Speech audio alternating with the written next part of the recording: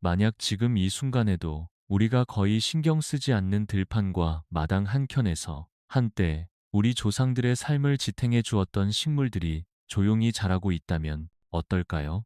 우리는 늘 새로운 품종과 수입 종자에 주목하지만 정작 이 땅의 기후와 토양을 오래 견뎌온 식물들에 대해서는 점점 잊어가고 있습니다. 한국의 농지는 해마다 줄어들고 있습니다. 농촌 인구의 상당수는 이미 예순을 훌쩍 넘겼고 여름은 더 길고 뜨거워졌으며 갑작스러운 폭우와 가뭄은 반복되고 있습니다. 이런 변화 속에서 과연 어떤 식물이 우리 곁에 남아줄 수 있을까요? 우리는 쌀과 몇 가지 채소에 익숙합니다. 마트 진열대에 놓인 작물들이 전부인 것처럼 느껴질 때도 있습니다. 그러나 이 땅에는 오랫동안 사람을 먹여 살린 토종 식물들이 있습니다. 특별한 비료 없이도 자라고 거친 땅에서도 뿌리를 내리며 해마다 스스로 씨를 남기거나 다시 올라오는 강인한 생명력, 그리고 생각보다 높은 영양 가치. 이것은 과장이 아니라 실제로 오랜 세월 검증된 사실입니다. 오늘 저는 한국의 기후와 환경에 잘 맞는 15가지 식물을 함께 이야기하려 합니다. 거창한 농장이 아니어도 됩니다. 작은 텃밭, 마당, 혹은 귀농을 준비하는 땅 한 조각이면 충분합니다. 이 식물들은 우리에게 과거로 돌아가자고 말하지 않습니다. 다만 잊혀졌던 지혜를 다시 떠올리자고 조용히 제안할 뿐입니다. 한 가지부터 시작해 보십시오. 몇 해가 지나면 당신의 정원은 지금과 전혀 다른 모습으로 변해 있을 것입니다. 그렇다면 가장 먼저 살펴볼 식물은 우리가 너무 쉽게 잡초라고 불러버리는 비름나물과 쇠비름입니다. 전라북도 김제에 사는 67살 김영수 씨는 매년 여름 텃밭 가장자리에 돋아나는 비름을 별 생각 없이 뽑아버리곤 했습니다. 그런데 어느 날 마을 어르신 한 분이 말했습니다. 예전에는 이 나물이 귀한 반찬이었고 흉년이 들었을 때도 사람들의 밥상을 지켜주었다고 말입니다. 그 이야기를 들은 뒤 김영수 씨는 비름을 다시 바라보기 시작했습니다. 잎은 부드럽고 단백질과 칼슘이 풍부하며 뜨거운 여름 햇빛 아래에서도 시들지 않는 힘이 있습니다. 거름을 많이 주지 않아도 잘 자라고 한 번 씨가 떨어지면 다음 해에도 스스로 올라옵니다. 손이 많이 가지 않는 식물이라는 점에서 체력이 예전 같지 않은 분들에게 특히 고마운 존재가 됩니다. 쇠비름도 마찬가지입니다. 마당 틈새나 밭둑에서 낮게 퍼져 자라는 이 식물은 두툼한 잎에 수분을 머금고 있어 더위와 가뭄에 강합니다. 예전 농촌에서는 된장국에 넣거나 살짝 데쳐 무쳐 먹었습니다. 최근에는 식물성 오메가 지방산이 풍부하다는 사실이 알려지면서 다시 주목받고 있습니다. 하지만 특별한 연구 결과를 들지 않더라도 이 나물이 오랫동안 우리 곁에 남아 있었다는 사실 자체가 이미 하나의 증거입니다. 혹독한 여름을 지나도 살아남는다는 것, 그것이 곧 생명력입니다. 비름과 쇠비름을 굳이 새로 심지 않아도 됩니다. 이미 자라고 있다면 조금만 남겨두어 보십시오. 텃밭의 가장자리, 햇빛이 잘 드는 빈 공간에 그대로 두기만 해도 됩니다. 우리가 길러준다기보다 그들이 스스로 자라도록 허락하는 셈입니다. 이렇게 작은 시선의 변화가 정원을 바꾸기 시작합니다. 그리고 이제 우리는 또 하나의 흔한 식물을 다시 바라보려 합니다. 우리가 잡초라고 부르며 쉽게 지나쳤던 식물들을 다시 바라보기 시작했다면 이제 명아주를 떠올려 볼 차례입니다. 강원도 원주에 사는 70살 박성호 씨는 어릴 적 기억을 또렷하게 간직하고 있습니다. 봄이 되면 집 뒤편 밭에서 명아주가 올라왔고 어머니는 어린 잎을 따서 나물로 묻혀주었습니다. 세월이 흐르면서 그는 그 식물을 잡초로만 여기게 되었고 손에 보이는 대로 뽑아버렸습니다. 그러나 다시 농사를 시작한 뒤 명아주가 아무런 보살핌 없이도 힘차게 자라는 모습을 보며 생각이 달라졌습니다. 명아주는 거름이 부족한 땅에서도 잘 자랍니다. 따로 물을 자주 주지 않아도 되고 병충해에도 비교적 강합니다. 어린 잎은 부드럽고 맛이 순에 데쳐서 무치거나 국에 넣기 좋습니다. 씨앗은 잘 말려두었다가 곡물처럼 활용할 수 있습니다. 예전에는 겨울을 대비해 말린 씨를 보관하기도 했습니다. 우리는 새로운 슈퍼푸드를 찾아 먼 나라를 바라보지만 사실 우리 밭 한가운데 이미 충분한 식물이 자라고 있었던 셈입니다. 명아주를 일부러 많이 심을 필요는 없습니다. 이미 올라오는 개체를 몇 포기만 남겨두어도 충분합니다. 여름이 지나고 씨가 떨어지면 다음 해에도 자연스럽게 이어집니다. 이렇게 자라는 식물들은 사람의 힘을 크게 빌리지 않습니다. 그저 땅과 계절을 따라 살아갑니다. 그리고 우리는 그 순환을 방해하지 않는 역할만 하면 됩니다. 비름과 쇠비름, 그리고 명아주까지 살펴보며 한 가지 공통점을 발견하게 됩니다. 특별한 기술이나 장비가 없어도 시작할 수 있다는 점입니다. 이제 우리는 땅 속으로 눈을 돌려보려 합니다. 겉으로 드러나지 않지만 조용히 영양을 저장해 두는 뿌리와 덩이식물 이야기로 자연스럽게 이어가 보겠습니다. 이제 시선을 땅 속으로 옮겨 보겠습니다. 눈에 잘 띄지 않지만 조용히 영양을 저장하고 있다가 계절이 오면 다시 모습을 드러내는 식물들이 있습니다.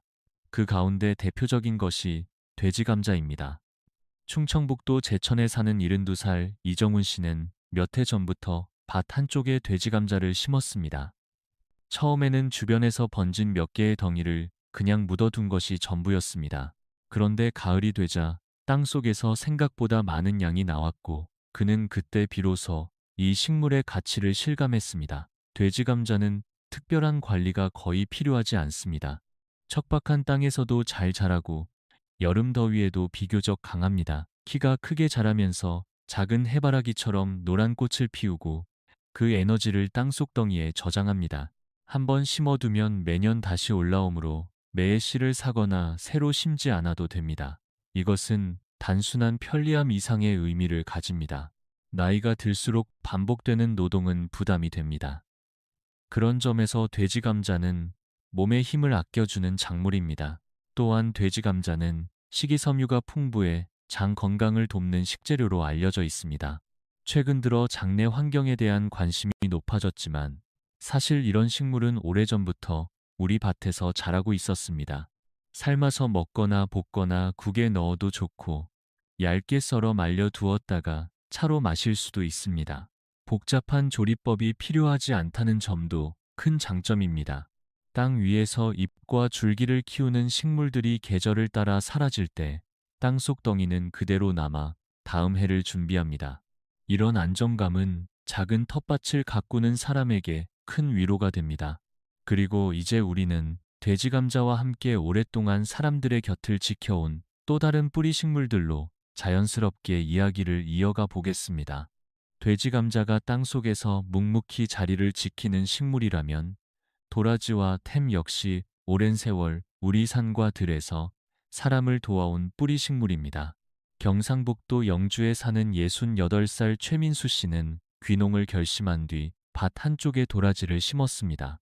처음에는 수확까지 시간이 걸린다는 점이 마음에 걸렸지만 시간이 흐르자 생각이 달라졌습니다. 도라지는 한번 자리를 잡으면 몇 해 동안 같은 자리에서 자라며 점점 굵어집니다. 여름의 더위와 겨울의 추위를 견디며 뿌리에 힘을 모읍니다. 도라지는 특별히 까다로운 작물이 아닙니다. 배수가 잘 되는 토양이라면 큰 문제 없이 자라고 병충해도 비교적 적습니다. 어린 잎은 나물로 활용할 수 있고 뿌리는 무쳐 먹거나 국에 넣거나 말려 두었다가 차로 마시기도 합니다. 예전에는 겨울철 기침이 심할 때 집집마다 도라지를 손질해 두었습니다. 이처럼 도라지는 식탁과 일상을 함께 지켜온 존재입니다. 챈도 빼놓을 수 없습니다. 산기쏨을 따라 힘차게 뻗어나가는 돨은 때로는 번성해 통제가 어려울 만큼 강합니다. 그러나 그 뿌리는 귀한 자원입니다. 전라남도 순천에 사는 71살 한정수 씨는 어린 시절 겨울이면 툼을 캐어 녹말을 만들어 먹었다고 회상합니다. 못은 척박한 비탈에서도 자라며 땅을 단단히 붙잡아 줍니다. 따로 거름을 많이 주지 않아도 되고 스스로 자라며 넓은 영역을 덮습니다. 도라지와 담을 살펴보면 한 가지 공통점이 보입니다. 땅 속에서 긴 시간을 보내며 서두르지 않는다는 점입니다. 빠른 수확을 기대하기보다 해마다 조금씩 쌓여가는 안정감을 선택하는 것입니다. 이런 선택은 정원을 단순한 생산 공간이 아니라 삶의 일부로 바꾸어 줍니다. 이제 우리는 땅 속에서 나무로 시선을 옮겨 오랜 시간 자리를 지키며 열매를 맺는 과수로 자연스럽게 이어가 보겠습니다. 땅 속에서 오랜 시간을 보내는 뿌리 식물 이야기를 지나 이제 시선을 위로 올려 보겠습니다. 오랫동안 한 자리를 지키며 해마다 열매를 맺는 감나무입니다.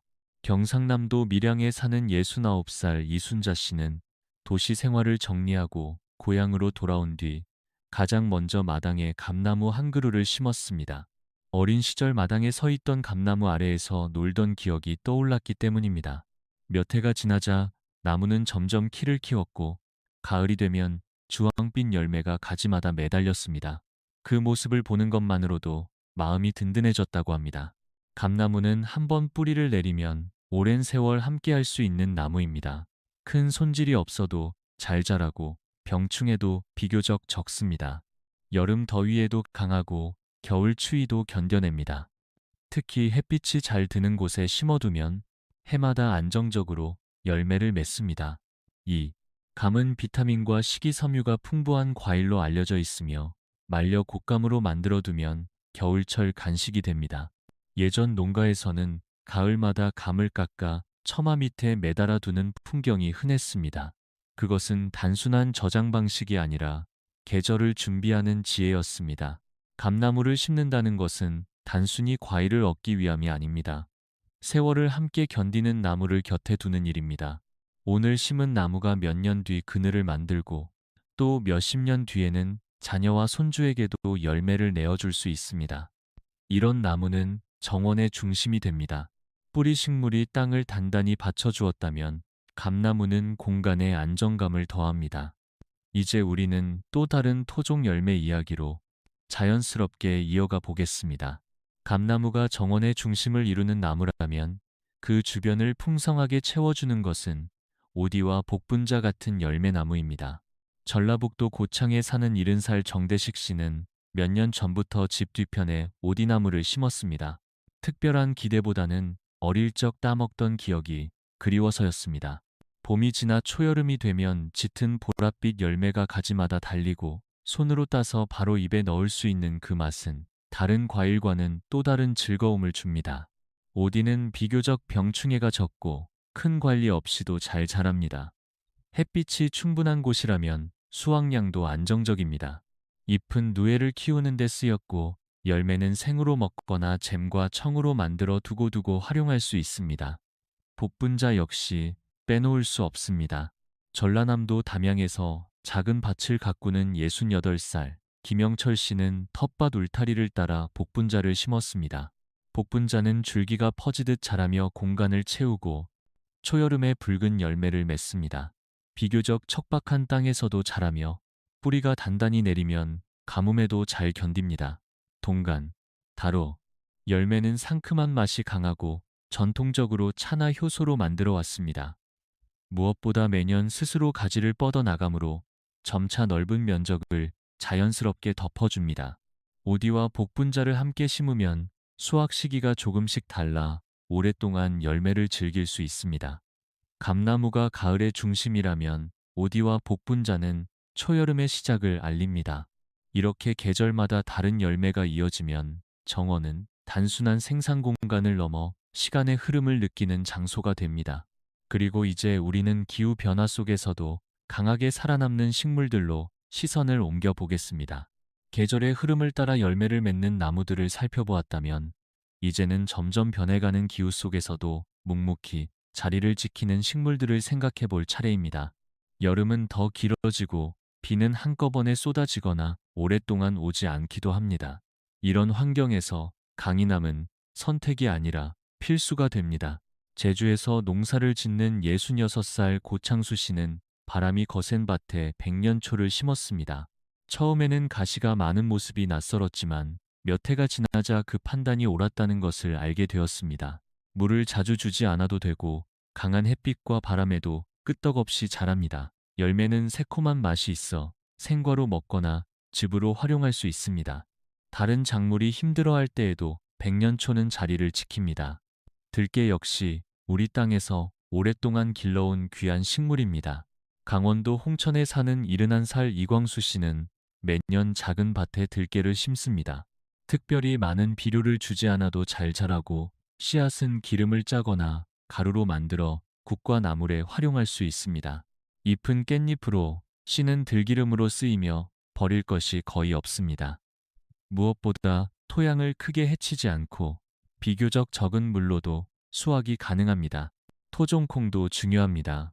69살 박정남 씨는 몇 년 전부터 서리태와 같은 토종콩을 심고 있습니다.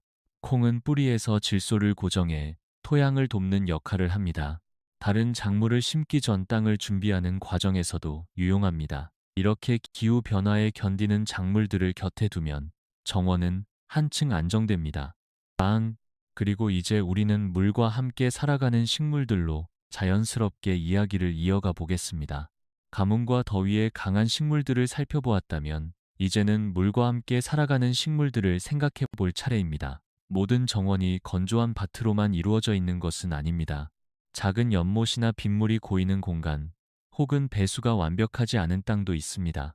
이런 환경을 단점으로 여기기보다 장점으로 바꿀 수 있는 식물이 바로 부들입니다. 경기도 양평에 사는 73살 김도연 씨는 집 옆에 작은 물길이 흐르는 땅을 활용해 부들을 남겨두었습니다. 예전에는 잡초처럼 보였지만 알고 보니 어린 순과 뿌리를 식재료로 활용할 수 있고 수질을 정화하는 역할도 한다는 사실을 알게 되었습니다. 부들은 물가를 단단히 붙잡아 토양 유실을 막아주고 새와 곤충이 찾아오는 작은 생태계를 만들어줍니다. 머루와 다래 같은 덩굴 식물도 물과 햇빛이 적절히 어우러진 환경에서 잘 자랍니다. 충청남도 공주에 사는 69살 이경수 씨는 울타리를 따라 머루를 키우고 있습니다. 머루는 별다른 손질 없이도 가지를 뻗으며 자라며 가을이면 보랏빛 열매를 맺습니다. 다래 역시 비슷하게 자라며 초록빛 열매는 익으면 달콤한 맛을 냅니다. 이 식물들은 공간을 수직으로 활용할 수 있게 해주어 넓지 않은 정원에서도 효율적으로 재배할 수 있습니다. 부들, 머루, 다래를 함께 두면 정원은 단순한 재배 공간을 넘어 작은 생태계로 확장됩니다. 물이 있는 자리에는 물에 맞는 식물이, 햇빛이 비추는 울타리에는 덩굴이 자리를 잡습니다. 이렇게 공간의 조건을 거스르지 않고 받아들이는 방식은 정원을 더욱 자연스럽게 만듭니다. 이제 우리는 이 모든 이야기를 하나로 모아 다시 처음의 질문으로 돌아가 보려 합니다. 처음 우리는 이런 질문으로 이야기를 시작했습니다. 혹시 우리 곁에 이미 자라고 있지만 우리가 알아보지 못했던 식물들이 있다면 어떨까요? 지금까지 비름나물과 쇠비름, 명아주 같은 들풀에서부터 돼지감자와 도라지, 게 같은 뿌리식물, 그리고 감나무와 오디, 복분자 같은 열매나무, 나아가 백년초와 들깨, 토종콩, 부들, 머루, 다래까지 살펴보았습니다.